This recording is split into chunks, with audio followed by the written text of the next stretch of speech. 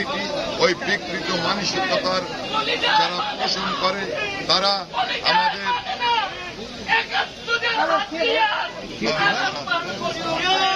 যেভাবে হামলা চালিয়েছে আমরা তার তীব্র প্রতিবাদ জানাই এবং গত রাত্রি থেকে আজকে পর্যন্ত ওই জামাত শিবিরের ক্যাডাররা বিএনপি জামাত এক হয়ে আমাদের সাধারণ মুজিব আদর্শের সৈনিকদের উপরে হামলে পড়েছে।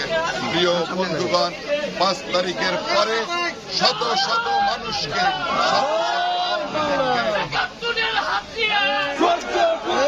ছাত্রলীগ যুবলীগ নেতা কর্মীদেরকে হত্যা করে তারা একটা বিকৃত উল্লাসে মেতে উঠেছে।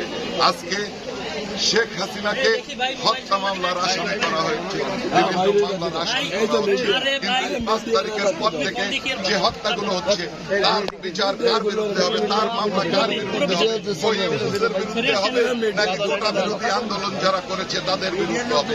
আজকে আপনাদের কাছে থেকে যায় প্রিয় বন্ধুগণ, বাংলাদেশ আওয়ামী লীগকে হামলা মামলা দিয়ে কখনো প্রতিহত করা যায়নি। ৭৫-এর 15ই আগস্ট আমরা অনেক পরীক্ষা দিয়েছি। ৭৫-এর 15ই আগস্টের পরে বাংলাদেশকে কেউ এগিয়ে স্থানের টাকা প্রায় ৮০ টাকা পাওয়া যায় ১ টাকায়।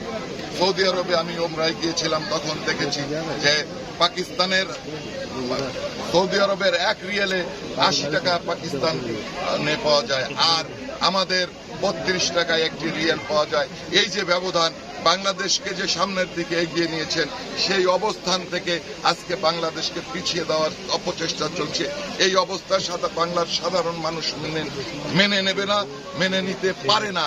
আমরা সকলকে সংগঠিত করছি, সারা বাংলাদেশের মানুষ যে দুর্বার গণ আন্দোলন গড়ে তুলব, সেই আন্দোলনে এই সরকারের পতন হবে এবং আগামীতে বাংলাদেশে যে নির্বাচন হবে সেই নির্বাচনের মাধ্যমে আওয়ামী লীগ ক্ষমতায় যাবে।